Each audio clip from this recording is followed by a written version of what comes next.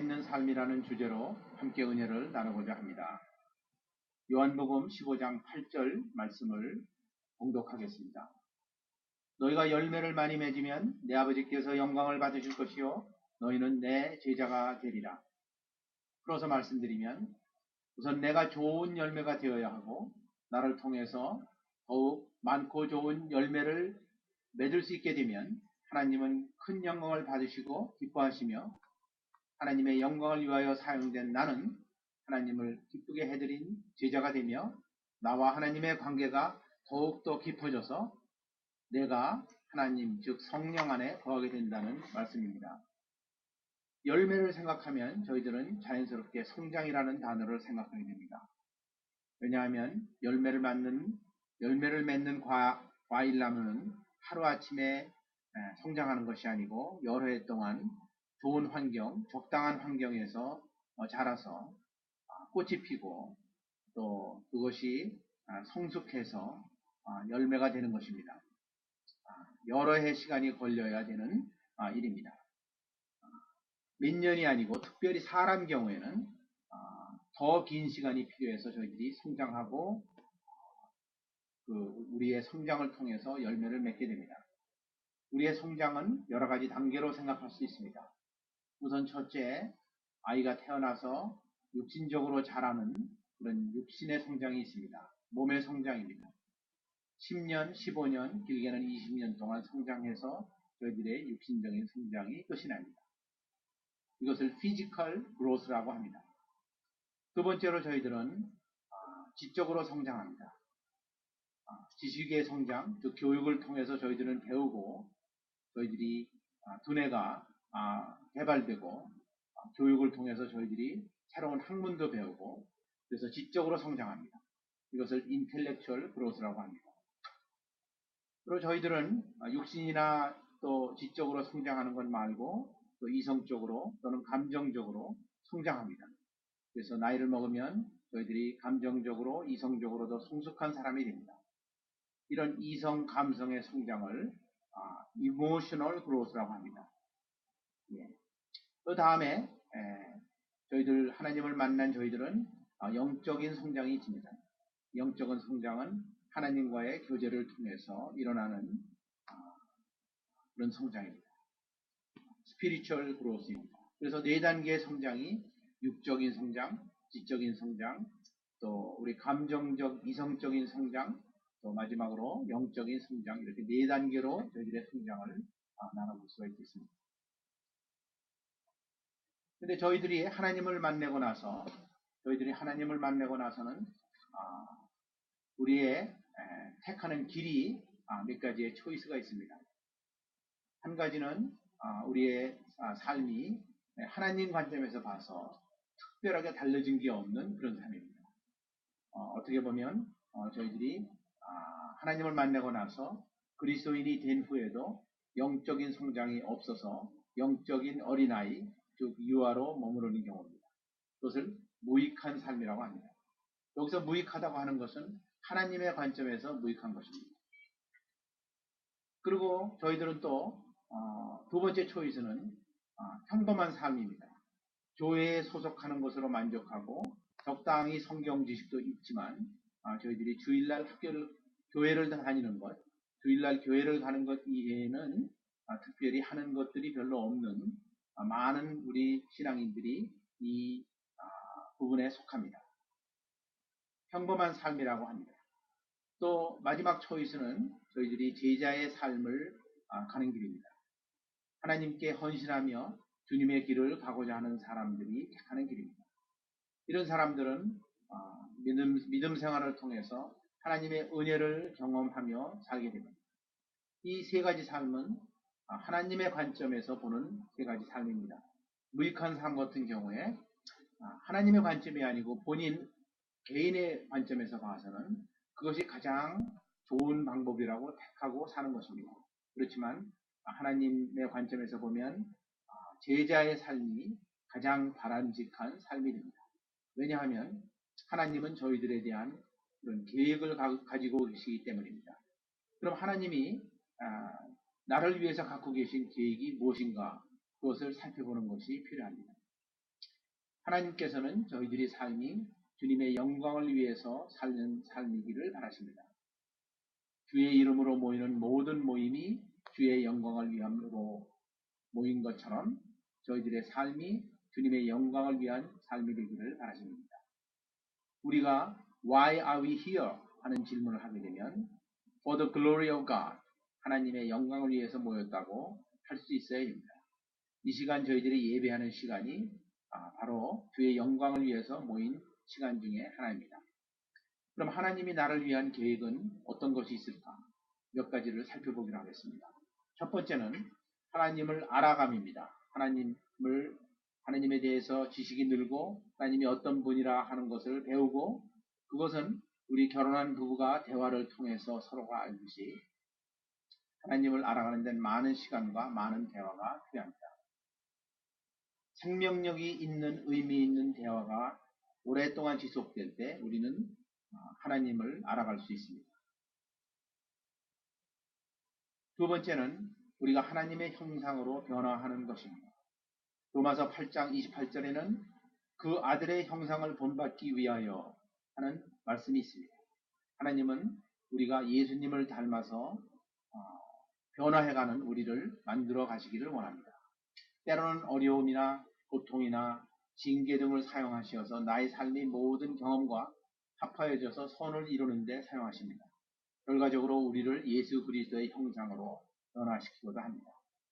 여기서 형상으로 변화하는 트랜스포밍 하는 데는 우리가 실제로 해야 될 것이 없습니다. 우리의 내부가 달라지고 우리 자신이 달라지고 생각이 달라지고 우리가 트랜스폼 돼서 우리의 존재가 달라지는, 실제로 아무것도 하지 않아도 할 수 있는 일입니다. 그렇지만 변화되어야 되기 때문에 쉬운 일이 아닙니다. 이것을 being이라고 합니다. doing이 아닙니다. 무엇을 할 필요가 없는 것입니다. 세 번째는 믿음과 순종으로 하나님을 경험함입니다. 우리는 믿음은 성도 안에서 승리와 축복을 얻는 열쇠인 것을 압니다. 우리 자신이 하나님의 뜻 안에 있다는 것을 알게 될 때 우리는 가장 큰 확신과 평안을 얻을 수 있습니다. 믿음과 순종으로 하나님을 경험하는 것은 우리가 즉 하나님을 익스피리언스하고 하나님을 따르는 일입니다. 이것 자신도 우리가 무엇을 많이 해야 되는 것이 아닙니다. 지금 말씀드린 이 세 가지는 하나님을 알아가는 것, 하나님의 형상으로 변화하는 것, 믿음과 순종으로 하나님을 경험하는 것은 저희들이 어떤 액션이 필요한 것이 아니고 우리 자신이 변화돼가는 그런 목적 중에 하나입니다. 목적들입니다. 우리가 하나님을 알게 된 다음에는 하나님이 가르쳐 주신 일을 행해야 됩니다. 하나님이 저희들을 통해서 이루고자 하시는 일들이 있습니다. 그 일들을 살펴보기로 하겠습니다. 첫째는 하나님께서 저희들에게 주신 은사를 활용함입니다. 하나님께서는 저희들에게 한 가지 이상의 은사를 주셨습니다. 이 은사들은 성령님께서 주신 것입니다. 그 목적은 저희들을 통해서 그리스도의 몸된 교회를 또 공동체를 이루어 나가기 위해서 주신 것입니다. 저희들이 이 은사를 사용해서 저희들이 제자화되어 가야 합니다. 많은 시간을 들이고 땀을 흘려서 그것이 훈련될 때 저희들이 그 은사를 활용할 수 있는 것입니다. 시간을 들이는 훈련이 되지 않고 물질을 드리는 것은 어렵다고 합니다. 저희들이 교회에 헌금을 해야 되는 훈련을 하지만 우리가 헌금하는 그런 과정도 또 그런 모든 훈련도 우리가 시간을 들인 훈련이 있은 이후에 저희들이 제자화 되어 갈 때 헌금도 기쁨으로 드릴 수가 있는 것입니다. 또 두 번째 저희들이 액션으로 취할 수 있는 것은 열매 맺고 재생산함입니다. 하나님은 우리가 열매를 맺고 다른 그리스도인의 삶 속에 우리의 삶을 재생산하기를 원하십니다.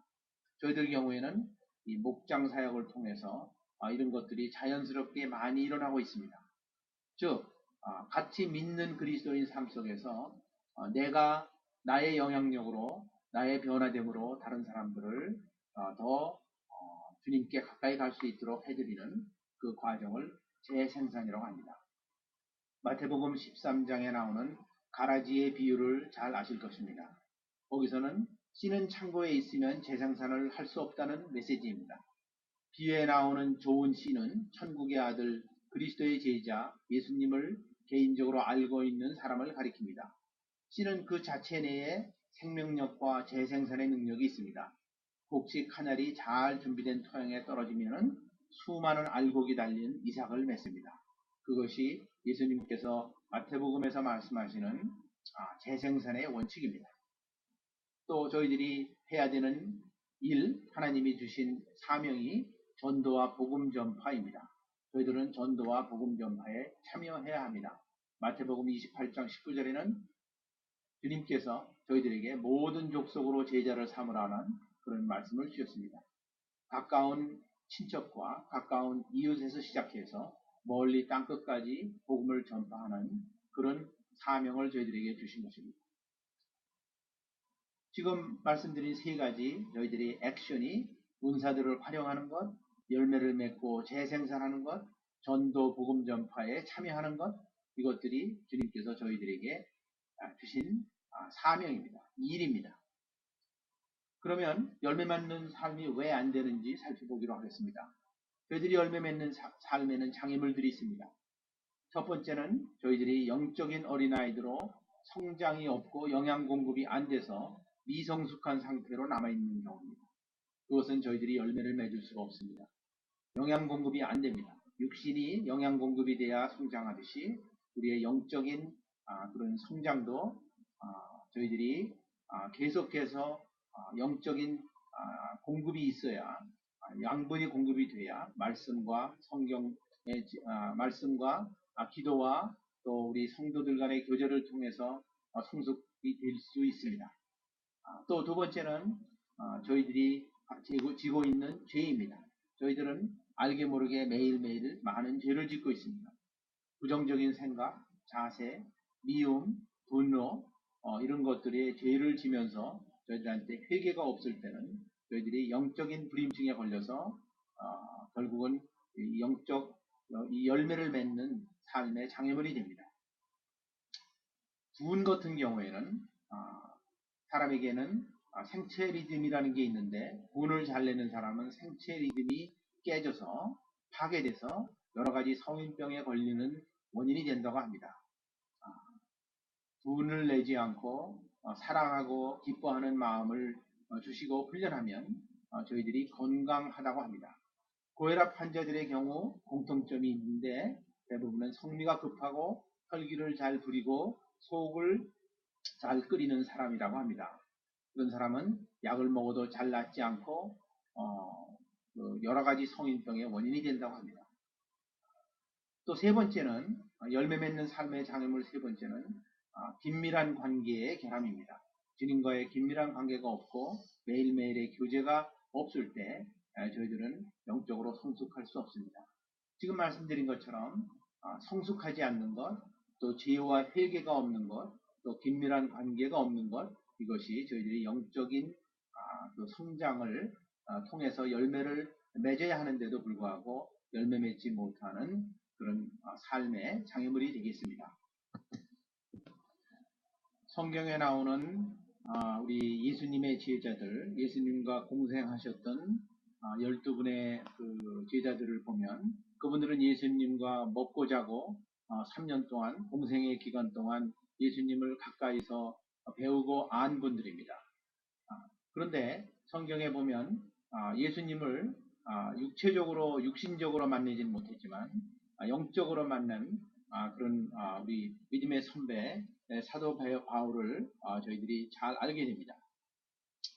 사도 바울은 예수님을 본인이 예수를 핍박하는 사람으로 있을 때 예수님이 만나주셔서 특별한 은혜로 스페셜 그레이스로 예수님과의 그 제자 예수님의 제자가 된 사람입니다.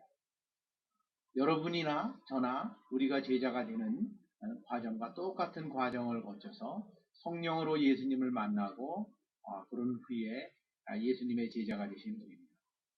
사도행전 22장 8절의 말씀을 같이 보기로 하겠습니다. 사도행전 22장 6절에서 15절 말씀입니다. 제가 읽겠습니다.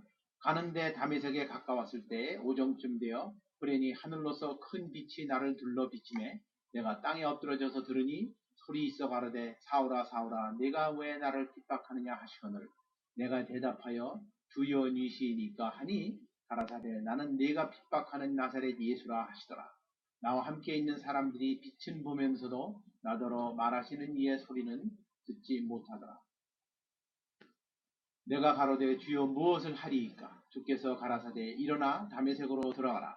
정한 바 너의 행할 것을 거기서 누가 이르리라 하시거늘 나는 그 빛의 광채를 인하여 볼 수 없게 되었으므로 나와 함께 있는 사람들의 손에 끌려 다메섹에 들어간노라. 사도행전 22장 6절에서 15절까지의 말씀입니다. 여기서 다메섹에서 예수님을 만난 바울은 두 가지의 질문을 합니다. 8절에서 주님 누구이십니까? 하는 질문을 합니다. 또 10절에서는 주님 무엇을 하시니까? 무엇을 하리까? 이 두 가지 질문이 오늘 저희들이 나누는 메시지의 아주 중요한 핵심 중에 하나입니다. 누구이시니까 이것은 주님을 알고 싶다는 얘기죠. 주님을 알고 싶고 우리가 주님을 지금 배워가고 주님을 알고 싶고 주님을 닮아가고 하는 우리가 누구를 닮아가고 싶어도 누구 알아야 닮을 거 아닙니까? 그래서 사도행전 22장 8절 말씀 주님 누구이십니까? 이거에 대한 대답이 해결이 되어야 됩니다. 주님을 알아가야 됩니다. 그 다음에 10절에서는 주님 무엇을 하리까? 주님 저에게 무엇을 시키십시오. 그럼 제가 그것을 할 준비가 됐습니다. 그래서 이 사도행전 22장 10절에 주님 무엇을 하리까 하는 질문에 대한 답은 그것은 15절 말씀에 아나니아를 통하여 네가 그를 위하여 모든 사람 앞에서 네가 보고 들은 것의 증인이 되리라 하는 사도 바울에게 주님께서 주시는 그런 일입니다. 어사인을 하십니다. 무슨 어사인을 하냐 하면 증인이 되는 위트니스가 되는 그런 가명을 주십니다. 이것이 저희들이 하나님과의 관계를 통해서 해야 되는 우리의 두 가지 초점과 똑같은 얘기입니다. 예. 그것이 첫째는 우리가 하나님이신 사랑이신 하나님을 알아가는 것이고 두 번째는 하나님의 뜻을 행함으로써 섬김을 통해서 우리가 동참하는 것입니다. 아까 말씀드린 그 6가지 우리의 비잉과 두잉의 3가지의 비잉과 3가지의 두잉을 이렇게 하나님과의 관계를 위해서 저희들이 내가 또 여러분들이 초점 맞춰야 될 부분입니다. 결론을 맺겠습니다. 우리의 건강한 신앙생활을 위해서는 매일매일 예수님과의 생명력 있는 교제가 필수적입니다. 이것은 반드시 저희들이 해야 되는 것입니다. 열매가 풍성해지려면 가지가 나무로부터 많은 생명의 영양분을 공급을 받아야 합니다. 하나님은 우리가 교제하는 것과 일하는 것에 균형을 요구하십니다. 우리가 하나님과 같이 교제하는 그런 많은 시간이 필요하고 또 일을 하는 시간이 균형이 맞아야 됩니다. 우리는 하나님의 나라의 일에 너무 몰두한 나머지 하나님이 우선이심을 잊어서는 안 됩니다. 물론 하나님의 나라의 일조차 잊어버리고 무익한 삶 또는 평범한 삶의 길로 많은 성도들이 가고 있다는 것은 슬픈 일입니다. 우리는 말씀에 거해서 은혜로운 예배의 회복이 있어야 되고 예수님을 더 알아가며 예수님의 가르치심을 전심으로 행할 때 진정한 제자로서의 풍성한 열매를 우리 공동체 안에서 맺게 됩니다. 다시 말해서 우리의 삶 속에 제자의 삶은 축복의 삶입니다. 또 우리의 존재와 행함, 교제와 일이 같이 존재해야 됩니다. 어느 한쪽에 치우쳐서는 안 됩니다. 예수님을 알아가는 일과 예수님이 주신 어사인먼트를 행하는 일은 동시에 이루어져야 합니다. 그렇게 될 때 우리 제자들은 열매 맺는 삶을 살 수 있습니다. 주님의 은혜로 우리 건강한 믿음 공동체를 만들어서 하나님의 신비로운 손길 안에 저희들의 삶을 통해서 풍성한 열매가 맺어지기를 기원합니다. 잠시 기도하겠습니다. 아버지 하나님, 주님께서 주신 귀한 시간에 저희들이 주님의 말씀을 가지고 나눈 은혜를 감사합니다. 이 시간 나눈 말씀이 저희들 가슴 깊이 깨달음을 허락하시고 그것을 통해서 저희들이 많은 열매를 맺고 풍성한 열매를 맺고 이웃에게 주님의 말씀을 전하고 땅끝까지 이 말씀을 전할 수 있는 저희들 되도록 주님 도와주시옵소서. 감사드리며 예수님의 이름으로 기도드렸사옵나이다.